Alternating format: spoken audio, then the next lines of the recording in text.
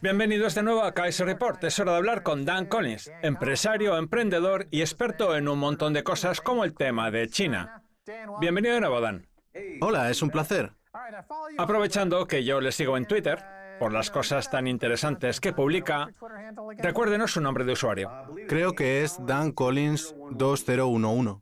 De acuerdo.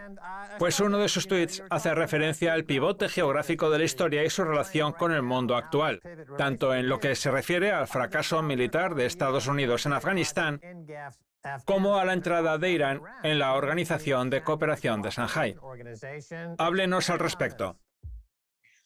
Se trata de una novedad interesante que hemos conocido hace apenas unos días, la incorporación de Irán a la Organización de Cooperación de Shanghái, encabezada por China, y de la que también forman parte Rusia y muchos países centroasiáticos. La organización consiste en un acuerdo antiterrorista de defensa, lo que significa que ahora Irán podrá adquirir equipamiento militar chino como misiles antibuque. Y la verdad es que eso cambiará drásticamente el estado de la seguridad en el Medio Oriente, porque hasta ahora Estados Unidos imponía su voluntad militar con sus portaaviones, pero a partir de este momento ya no podrá entrar en la zona. En cuanto al pivote geopolítico, se trata de un principio fundamental que establece que nadie debe poder controlar todo el territorio euroasiático, porque entonces se convertiría en una isla mundial y el resto del planeta iría a remolque. Pues bien, lo que está pasando ahora es que el concepto, ideado por Mackinder, se está haciendo realidad, con el nacimiento de una alianza entre China, Rusia, los países del centro de Asia y los del Medio Oriente, cuyo principal cliente en términos de petróleo es con diferencia el gigante asiático. Y esa isla de Mackinder podría cambiar por completo los flujos comerciales y hacer que lugares como Europa Occidental perdieran toda su relevancia. La estrategia con Irán siempre ha consistido en aislar al país, en imponerle sanciones, etc. Pues bien, ahora, con su adhesión a la Organización de Cooperación de Shanghái, Irán parece ser la pieza que permitirá completar el puzzle de la iniciativa Un cinturón, una ruta, con una economía de escala propia de la Gestalt, en la que el todo es mayor que la suma de las partes. El caso, volviendo a los portaaviones de los que hablaba usted, es que dichas embarcaciones no podrán entrar en la zona, lo cual supone un claro obstáculo para Estados Unidos, que las emplea con frecuencia. Es decir, que nos encontramos en un momento clave de la historia que entronca con ese concepto geopolítico de hace 100 años que nos acaba de describir.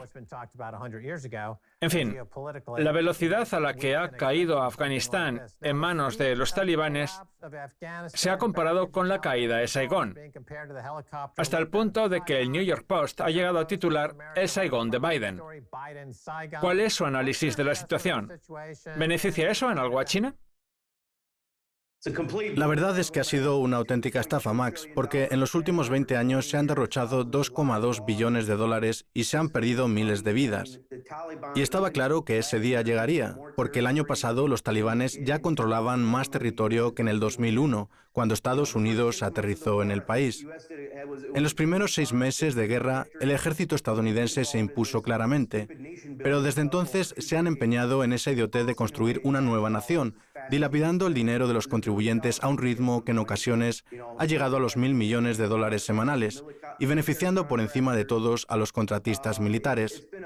Ha sido un despilfarro que puede acabar traduciéndose en 5 millones de refugiados y que hará que muchas mujeres vuelvan a caer en el feudalismo y que muchos hombres sufran represalias por haber colaborado con el gobierno estadounidense. Además, los nuevos líderes afganos ya se han recorrido medio mundo. Incluso estuvieron en Moscú y en Shanghái antes de hacerse con la capital y controlar todo el país. Y por si fuera poco, Estados Unidos ha ido dejando por el camino vehículos aéreos de combate no tripulados. Ha regalado cientos de Humvees a Irán para que los talibanes no se hagan con ellos, etc.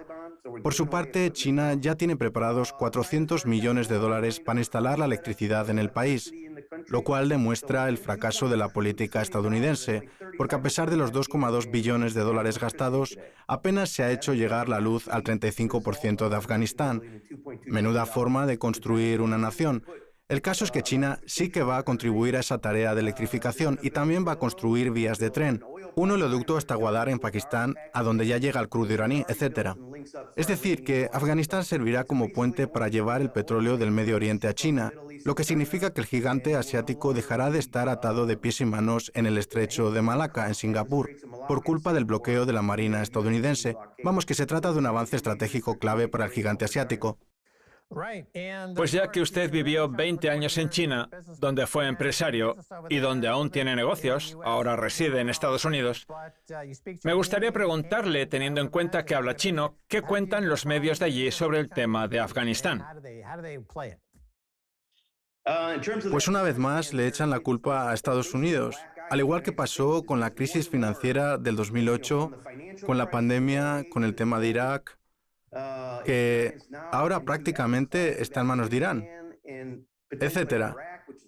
Lo ven como un ejemplo más de la impotencia estadounidense en la esfera geopolítica.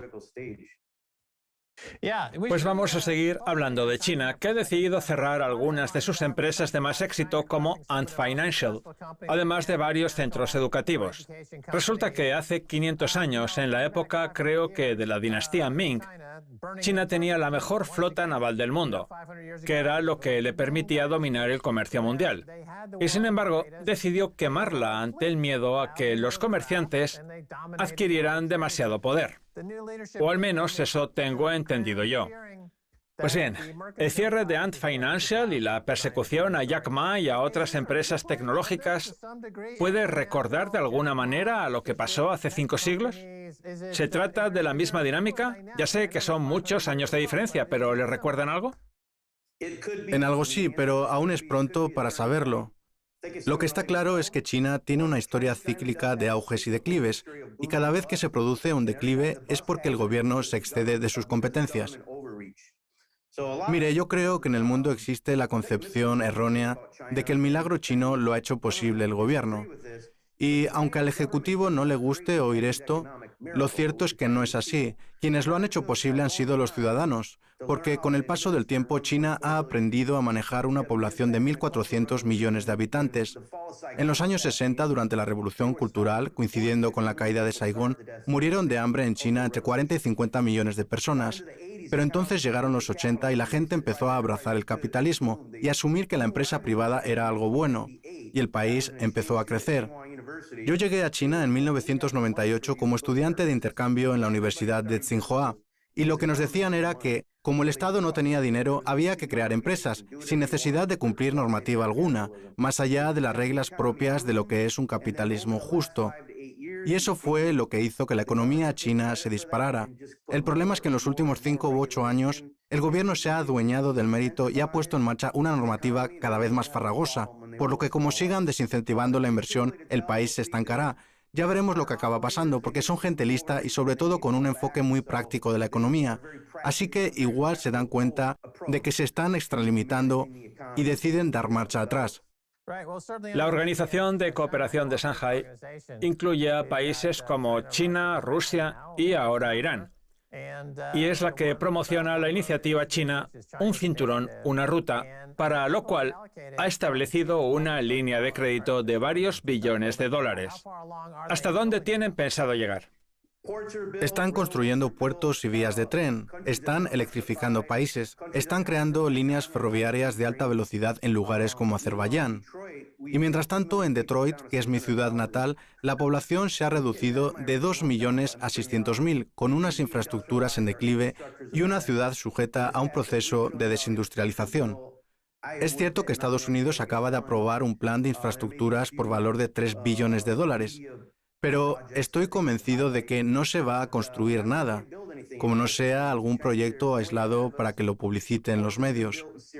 Estados Unidos ya no tiene la capacidad de construir cosas como China, que va muy por delante, y como muestra solo tiene que fijarse en los puertos que ha construido en Sri Lanka, o en los puentes que ha levantado en Montenegro, donde también ha hecho una autovía, la primera del país, que por cierto, es algo que no le ha gustado nada a la Unión Europea. Eso por no hablar de la iniciativa Un Cinturón, una Ruta, que está atrayendo hacia la órbita china a un montón de empresas de los países de Europa del Este. Es decir, que la iniciativa va a reunir a diversas naciones del continente euroasiático, como China, Rusia, Irán, Pakistán, los países del sudeste de Asia, etc., y todo gracias al poder económico de China, que en este momento es muy superior al de Estados Unidos. Pues mire, voy a hacerle una reflexión, a ver qué le parece. Estados Unidos está empeñado en emitir moneda y en conceder ayudas.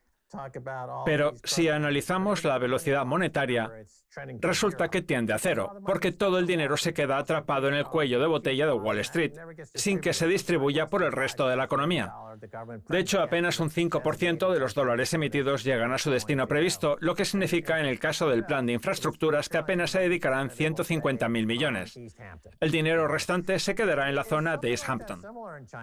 Pues bien, lo que me gustaría preguntarle es si cuando el gobierno chino pone en marcha esos grandes programas, eso contribuye de algún modo a que aumente la velocidad monetaria, o si, por el contrario, es todo de cara a la galería.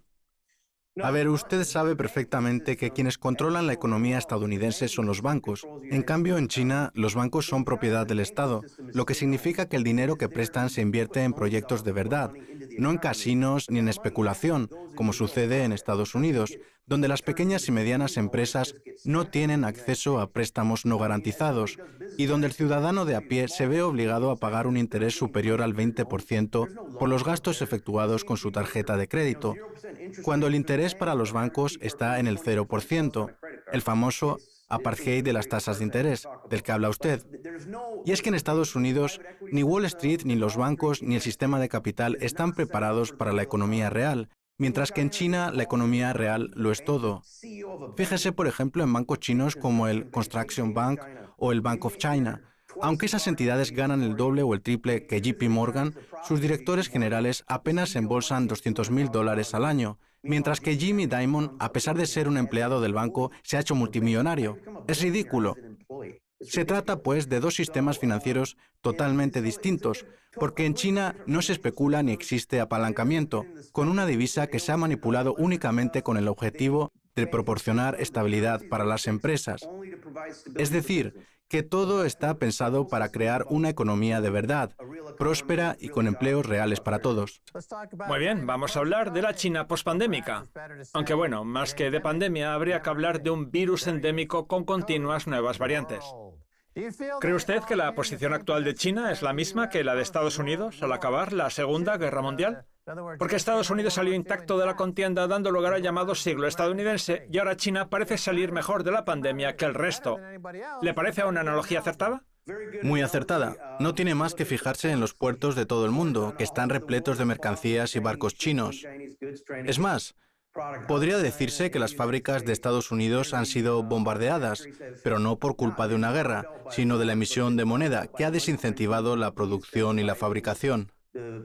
Los académicos llevan 20 años diciendo que todo va a ir bien, pero la realidad dista mucho de sus predicciones, con una flagrante desindustrialización y unas infraestructuras que se caen. Eso por no hablar de la epidemia de los opiáceos y de los problemas sociales que eso genera.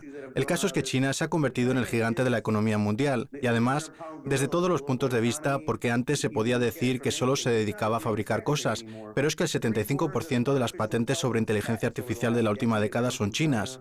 También es líder en computación cuántica, en pagos móviles, en comercio electrónico, con un mercado entre el doble y el triple de grande que el estadounidense, etc. Vamos, que su economía es un portento, y si hace las cosas bien, los próximos 50 a 100 años serán de dominio chino.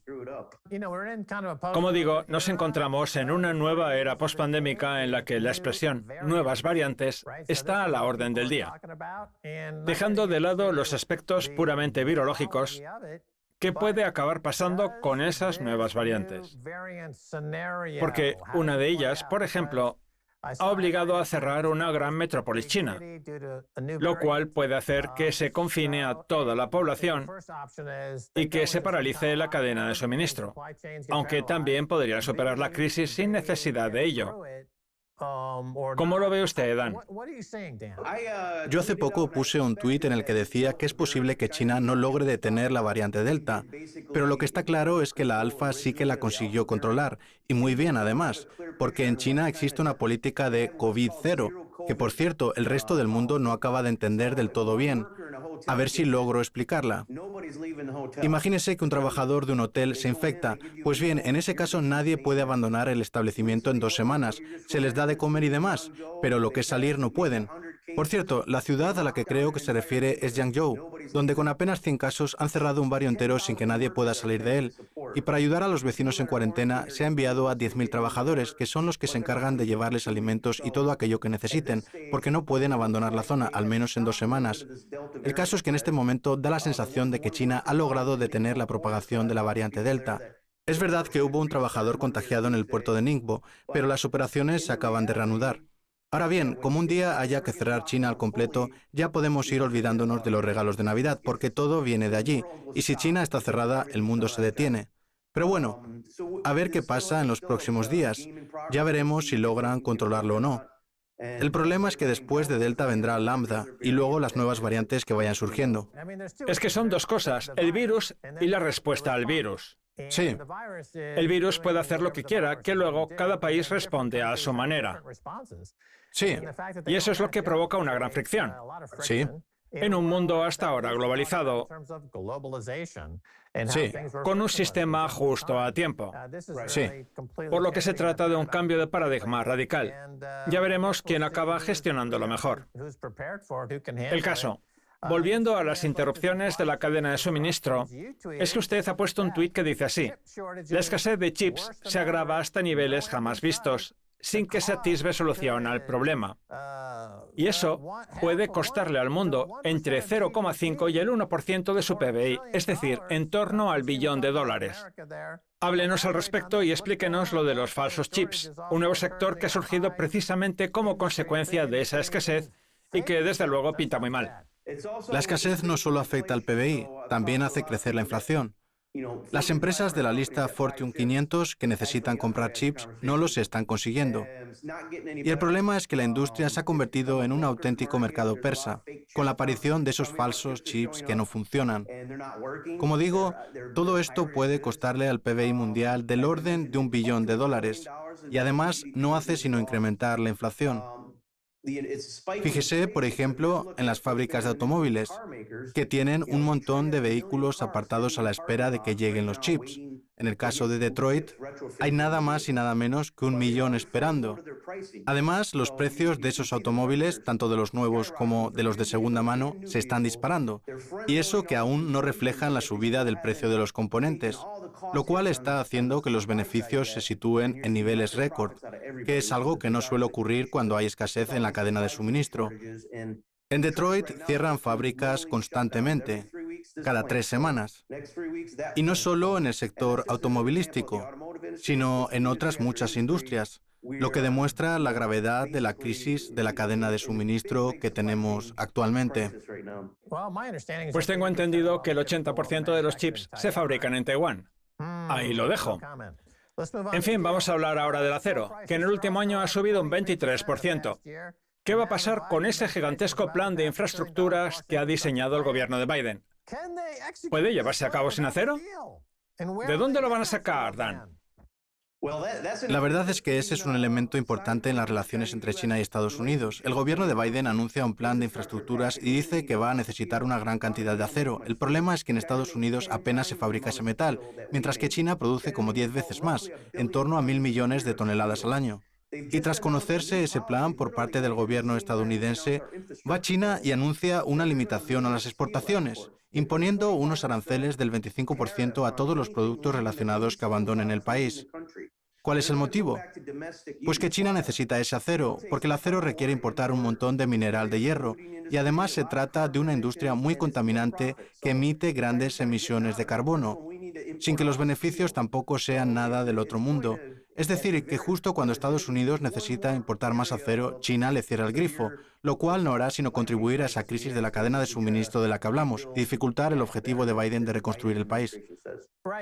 Acaba de decir que el acero requiere importar un montón de mineral de hierro y, según tengo entendido, ese mineral proviene mayoritariamente de Australia, que está tratando la pandemia de una manera un tanto diferente al resto.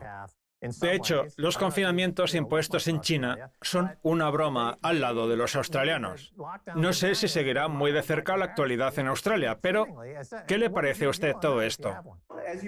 Ya lo ha dicho usted antes, cada país responde a su manera.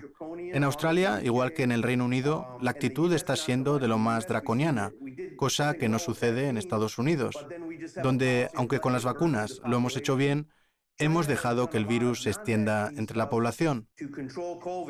En cambio, China ha hecho un montón de cosas no relacionadas con las vacunas para controlar la enfermedad.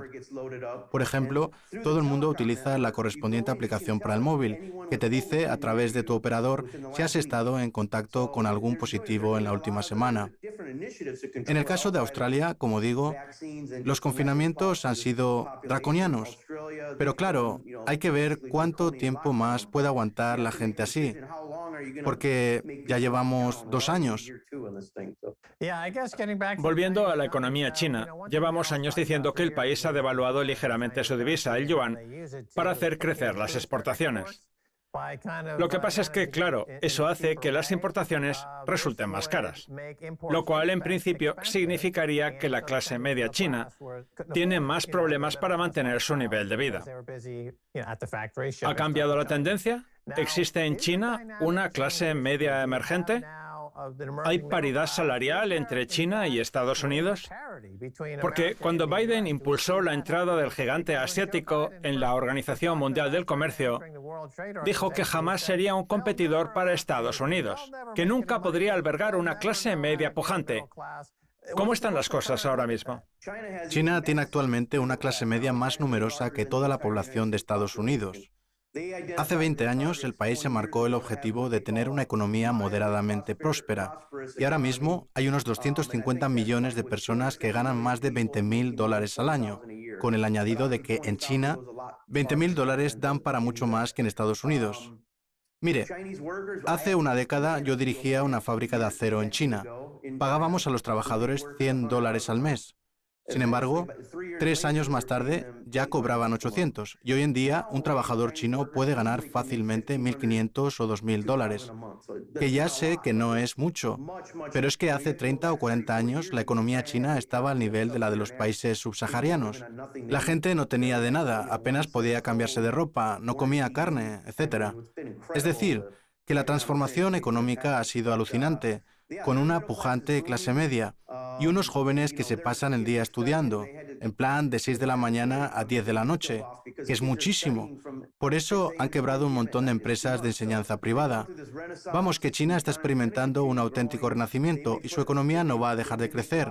Puede ser que en el camino cometan errores, pero es que la tendencia es tan imparable que parece casi imposible que se revierta. Pues en Europa, y sobre todo en Francia, hay un montón de protestas en las calles y la policía está teniendo que emplearse a fondo. ¿Cómo está el tema de la cohesión social en China? Ya sé que ellos tienen su propia cultura, que se trata de un país enorme, con más de 1.000 millones de habitantes, y que además se rigen por un sistema comunista con unas capacidades tecnológicas tan avanzadas que el gobierno tiene la posibilidad de controlarlo absolutamente todo. Pero, ¿qué grado de cohesión social hay en el caso del trabajador medio, de ciudadano de a pie, hombre o mujer? ¿Qué opinan ellos? China es un país muy cohesionado y bastante homogéneo, con un gran sentimiento nacionalista y patriótico. Si llegaran los extraterrestres y tuvieran que decir qué país se vendrá abajo primero, si China o Estados Unidos, el 99% de ellos dirían que Estados Unidos, porque China no tiene ninguna pinta de que vaya a desmembrarse, ni siquiera desde el punto de vista social, que es algo que las agencias de inteligencia estadounidenses están intentando con reclamaciones ridículas en la provincia de Xinjiang, la única que es étnicamente distinta del resto, con un 50% de uigures y un 50% de Hans, la etnia mayoritaria en el gigante asiático. Se trata de una región con problemas de terrorismo que algunos han tratado que se independice de China para sembrar el caos. Pero aparte de eso, la verdad es que el nivel de cohesión social en el país, al menos por lo que yo he visto, es enorme. Es cierto que de vez en cuando hay temas que molestan a la gente, pero nada que ver con lo que tenemos en Estados Unidos. Por ejemplo, yo no he visto que se quemen edificios. Pues ahora que estamos en pleno proceso de desglobalización, cada país va a tener que apañárselas con lo que tenga y tirar de carácter e historia. Ya veremos qué acaba pasando. Está claro que los próximos 20 o 30 años van a ser de lo más interesantes. En fin, Dan, gracias por haber estado en Kaiser Report. Muchas gracias. Muy bien, esto es todo por hoy en Kaiser Report. Somos más Kaiser, este es Herbert. Quiero dar las gracias a nuestro invitado Dan Collins. Hasta la próxima. Adiós.